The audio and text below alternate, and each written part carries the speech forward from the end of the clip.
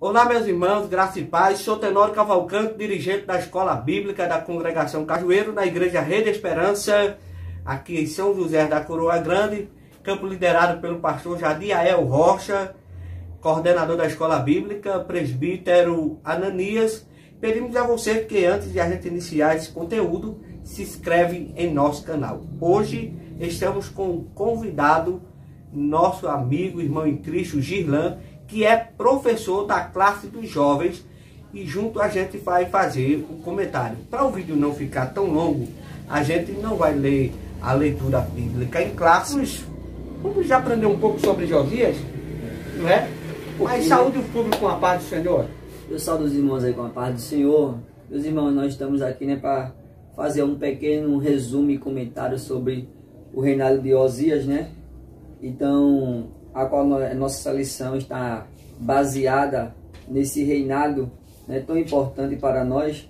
E eu sou grato a Deus, né, pela vida do nosso dirigente aí, né, dos nossos dirigentes. Então, vamos lá falar sobre um pouquinho do reinado de Josias. Girlan, a gente que estudou essa lição, a gente tem que analisar o significado do nome Josias, né? De costume, a gente sempre procura saber o significado dos personagens. O senhor tem alguma anotação aí pra gente? Sim. O significado do nome Josias significa curado por Deus. Curado por Deus. O Jeová, né? Jeová ou curado por Deus. Eu vou lhe explicar um porquê deste nome, não é? Jeová ou curado por Deus. É interessante de quem ele é filho e de quem ele é neto, tá? Mas ele começa a reinar com 8 anos, só que não podia dar o decreto final de tudo, assinar. Todos os decretos principais do reino eram assinados pela sua mãe, não é? Mas a gente vai aí. Ele começa, professor, justamente com 8 anos de idade, a observar o Deus de Davi, que havia prometido que uma lâmpada sempre teria em Jerusalém. E esse personagem, professor, não aparece de uma hora para outra. Já existia uma profecia bíblica. Sim. O senhor atentou para essa profecia bíblica? Sim, a qual o profeta, né, vai falar para o rei de Judá, e vai dizer: o meu filho, quando vai começar a profetizar sobre a existência de Josias, a qual ele já vai dizer a profecia que vai nascer com o nome Josias, que irá reinar e irá botar as coisas tudo no seu devido lugar, que a gente pode vir a falar, né? E a gente pode até estar encontrando, né, essa passagem aí, a qual o Senhor já está aí em 1 Reis, capítulo 13, não é isso? Vai estar falando sobre a palavra do profeta, a qual a Bíblia não vai referir o seu nome, não vai extinguir quem é este profeta. A Bíblia diz que é um homem de Deus. Um homem de Deus. É um homem de Deus. Então, acompanhe conosco do livro de 1 Reis, capítulo 13, versículo 1 em diante. E eis que, por ordem do Senhor, foi uma ordem de Deus, um homem de Deus veio de Judá a Betel, e Jeroboão estava junto ao altar para queimar incenso. E clamou contra o altar com a palavra do Senhor e disse: altar, altar. Assim diz o Senhor: eis que um filho nascerá à casa de Davi, cujo nome será Josias, o qual sacrificará sobre ti os sacerdotes dos altos que queimam sobre ti incenso, e os ossos dos homens se queimarão. Ou seja, Josias, ele queimou os ossos dos sacerdotes idólatras. E isso vai se cumprir. Se eu não estiver equivocado, a gente vai ler aqui na Bíblia de Estudo Pentecostal. Eu peço o auxílio aqui. E a gente vai ler o comentário aqui. 1 Reis, capítulo 13. Já Já estamos perto de encontrar aqui. A gente vai ler o cumprimento. Veja só. E ele reina aqui, ó, o comentário aqui, ó, 13:2. Leia esse comentário para quem tem Bíblia de Estudo Pentecostal. Josias está, cadê? Está perfeito. Cadê? Glória a Deus. É isso aqui, né? Esta profecia foi profetizada 300 anos antes de Josias nascer, para o seu cumprimento ver. Aí a gente vai conferir Segundo Reis, capítulo 23, do 15 ao 20. A gente vai abrir a Bíblia aí, para a gente conferir. Enquanto Reis. ele abre aí, deixa eu explicar aqui. O profeta havia profetizado 300 anos antes de Josias nascer, que da casa de Davi nasceria um homem com o nome Josias, que iria banir toda a idolatria. Toda a idolatria seria banida, de sorte que ele queimaria os ossos dos sacerdotes idólatras. Segundo Reis 23:15. E também. Que nos diz: e também o altar que estava em Betel, o alto que fez Jeroboão, filho de Nabate, que tinha feito pecar Israel, juntamente com aquele altar, também o alto derribou, queimando o alto em pó, e desfez e o queimou o ídolo no bosque. E virando-se Josias, viu as sepulturas que ali estavam no monte, e enviou e tomou os ossos da sepultura e os queimou sobre aquele altar. Assim o profanou, conforme a palavra do Senhor, que apregoara o homem de Deus, quando apregoou esta palavra. Então disse: que é este monumento que vejo? E os homens da cidade disse: é a sepultura do homem de Deus, que veio de Judá e apregoou estas coisas que fizeste contra este altar. Ou seja, o que aconteceu lá no livro de 1 Reis, capítulo 13, versículo de 1 a 4, havia uma profecia que o filho de Davi, que da casa de Davi, nasceria um homem com o nome Josias. Cerca de 300 anos depois, essa profecia se cumpre, nascendo Josias, e Josias agora queima os altares idólatras. Queima os altares idólatras, quebra os altares idólatras, repara o altar do Senhor, e ele agora queima os ossos do sacerdote idólatra. Mas quando ele chega numa sepultura que vai quebrar, ele pergunta a alguém: que monumento é este? Que sepultura é esta? De quem é esse? De quem é esta sepultura? Aí o homem disse: não quebre esta sepultura, não queime, rei Josias, os ossos deste profeta. Porque esse profeta profetizou a sua existência há 300 anos antes de você nascer. Qual analogia, professor, a gente pode se ter dessa introdução da revista? E é tanto que vai falar, né, que quando ele sabe disso, nesse exato momento, quando ele sabe, ele simplesmente, ele pega, né, não mexe naquele sepulcro ali, ele não mexe, né, e simplesmente ele junta com o altar, manda reparar, né, os que estava feito, porque quando o senhor falou, quando ele entra ali, ele já entra reparando as coisas que não são de Deus, as coisas que vinha contra. E ele já vinha, né? Na verdade, ele vinha quebrando. Quebrando até os altares, tudo que tinham feito, né? E quando ele se depara com um que é de Deus, né? E assim, quem é esse? Aí saía um homem de Deus, a qual profetizou a sua existência. Aquilo que há muitos dizem assim, adivinhação, mas não tem como adivinhar. Foi a não ser Deus falando, e Deus dizendo: não, vai nascer um, e o nome dele chamará Josias. Então tá aí ele pega e diz assim: não, então se esse aí verdadeiramente é um homem de Deus, não foi os profetas mentirosos de Baal que se levantaram, isso aí é diferente. Isso aí é totalmente um homem de Deus. Aí quando ele começa, a gente falou, né, sobre, nós estudamos, né, que ele pega ali e não deixa que ninguém toque, porque ali realmente era um homem de Deus.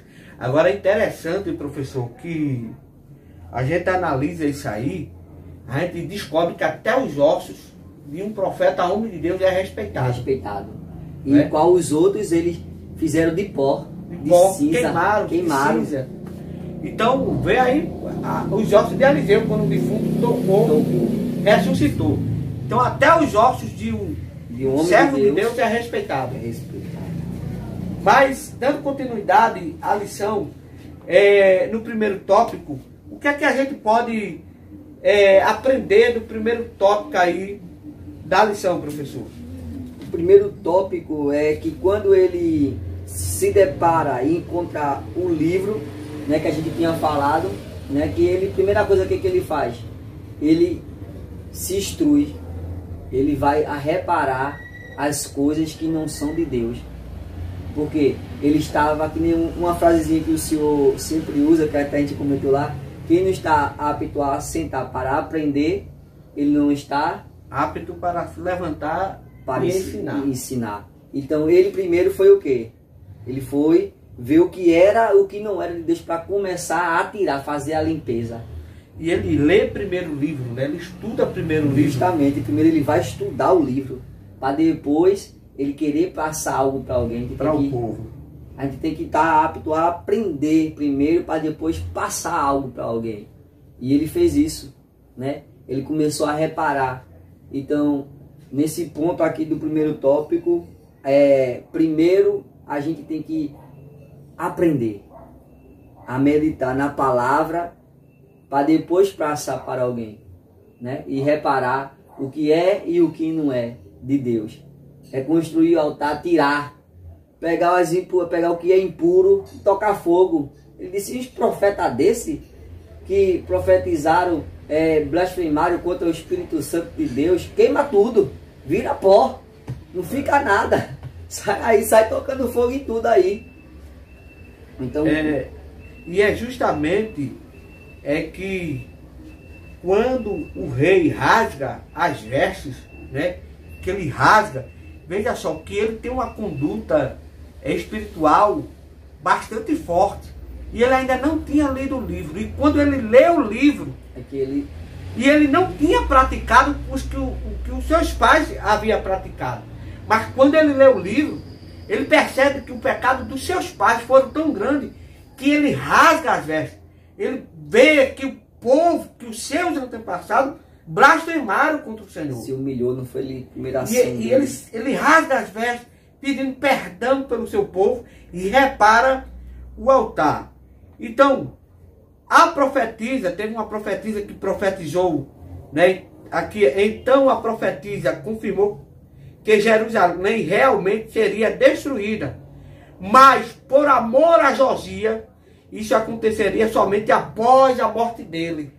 Que diz assim, porquanto o teu coração se enterneceu e te humilhaste perante o Senhor, quando ouviste o que falei contra este lugar e contra os seus moradores, que seriam para a assolação e para a maldição, e rasgaste as tuas vestes, e choraste perante mim, também eu te ouvi, diz o Senhor, pelo que eis que eu te ajuntarei a teus pais, e tu serás ajuntado em paz à tua sepultura, e os teus olhos não verão todo o mal que hei de fazer, que hei de trazer sobre este lugar. Então tornaram a trazer o rei a sua resposta. Então ele rasga ali, e ele vê que seu pai havia pecado, que o seu pai havia cometido coisas horrendas, não é? E que ele precisava desse conserto. Agora, o mais interessante, gente, é que o povo perdeu o livro dentro da casa de Deus. Próprio dentro da casa do Senhor, ele perdeu o livro. É a mesma coisa de eu perder a minha revista dentro do meu próprio quarto. Então, ele perde. Ele perde. É porque realmente tem pessoas se perdendo dentro da casa. Tem uns que se desviam e vão para o mundo, e outros estão se desviando dentro da casa. Está dentro da casa, mas está desviado. Está afastado. Então o povo perdeu um livro que estava dentro da casa do Senhor. Começaram a construir tantos altares, começaram a colocar tanta coisa dentro da casa do Senhor, que foram deixando o livro escondido, porque ele ficou escondido entre os altares, entre as coisas. Então o que é que acontece? Muitas vezes se perdemos dentro do templo, dentro da casa. E Deus quer que você se encontre. Não é? O que a gente pode aprender do segundo tópico, professor? O que nós podemos aprender aí no segundo tópico é que o reparamento, né, dele consigo mesmo, e a preocupação quando ele começa, aí que a gente já falou, né, a ler, a leitura, e quando ele começa a passar agora, né, para isso, para o povo. Aí é quando ele estava apto a aprender, para depois passar, instruir, dizer, olha, eu sei agora, tenho conhecimento da palavra do Senhor, dos mandamentos. Então nós agora, aí quando ele começa a falar, junta aí os simples e os importantes, e o de Judá e o de Jerusalém. Então ele não queria só para ali, para aquela região, só para ali. Ele disse, não, junta todos. Chame todos, convoque mais uma vez a palavra todos, né? Convoque todos. Deus não quer apenas a sala, Deus não quer apenas um quarto, Deus quer a casa completa. A casa completa, ele disse, chame todos, convoque todos. Então, para ser instruído pelo livro da palavra de Deus, para receber os mandamentos do cumprimento do que Deus tinha para com aquele povo. E a gente aprende também, professor, que avivamento só pela palavra. Justamente, que o avivamento começa através da palavra. Não é avivamento desse que a gente vê por aí, o povo saltando, pulando, e não tem a palavra. O conteúdo da palavra, a base é a palavra, a estrutura é a palavra, a qual, né, o rei Josias, ele vai ver que ele vai ser instruído pela palavra. Quando ele começa a ler o livro, ele é instruído, ele já sente o impacto da palavra, e ele não quer só para si. Aí ele reúne o povo, junta o povo, vamos viver o avivamento esse, a palavra. Vamos reparar pela palavra, vamos ver pelas... É por isso que eu lembro a você também, quando João Batista disse, eu não sou digno de desatar a sandália dos seus pés. João Batista estava falando sobre Jesus, e ele não era digno de desatar. Agora, aquele que vinha após ele, era mais poderoso do que ele, e que ele vos batizaria com o Espírito Santo e com fogo. Jesus iria batizar com o Espírito Santo e com fogo. Esse batismo com o Espírito Santo é o batismo em falar língua, é o batismo dos dons espirituais, mas o batismo com fogo é justamente o batismo da palavra. É o batismo que o crente, quando é batizado com esse fogo, não é o fogo do prá, que a gente pula, que a gente dança, não. É o fogo da purificação da palavra, onde a gente não sente mais saudade do pecado. Não sente mais vontade do mundo. Ficou para trás. Ficou para trás. Então, ele vos batizará com o Espírito Santo e com fogo. É dois batismos. É o batismo com o Espírito Santo. Você observa que tem gente que é batizado com o Espírito Santo, mas ele se afasta dos caminhos do Senhor, ele se desvia. Mas o batismo com fogo é o batismo que a pessoa não sente mais vontade, a saudade do pecado. Ele não sente, ele é tentado, mas ele não é atraído por aquilo. Então ele não sente vontade do pecado. Então a palavra é o único elemento de Deus para que tenha realmente o avivamento. Foi o que Josias fez, foi a palavra. Mas para a gente resumir, vamos aprender alguma coisa com o terceiro tópico? Vamos sim. Vamos aprender. O terceiro tópico, a gente aprende a comemorar a celebração da Páscoa. O que é a Páscoa? Né? Eu vou perguntar ao professor, e eu creio que você do outro lado da tela sabe o que é já. Mas professor, como é a Páscoa atual? O que o mundo hoje comemora é ovo de Páscoa, é o coelhinho. É o coelhinho, né? Vem trazendo para essas coisas, chocolates, né? Caixa de bombom. Caixa de bombom. Essa é a Páscoa atual. Atual. É a Páscoa atual. Porém, isso aí nunca foi bíblico. Porque essa Páscoa atual, ela é para vender, ela é comércio, é para vender chocolate, ovo de chocolate, ela é comercial. Agora vamos para a Páscoa, onde ela surgiu. Ela surgiu quando o povo passa o Mar Vermelho. Quando Deus liberta e Deus manda o povo comemorar com a Páscoa. E a Páscoa era comemorada com o quê? A primeira Páscoa? Com cordeiro. Com cordeiro, sim. Com cordeiro. A qual o Senhor também tinha relatado, né, há poucos minutos antes, né? Que era com um cordeiro que ele se comemorava. Não tinha esse negócio de chocolate que nem hoje, né?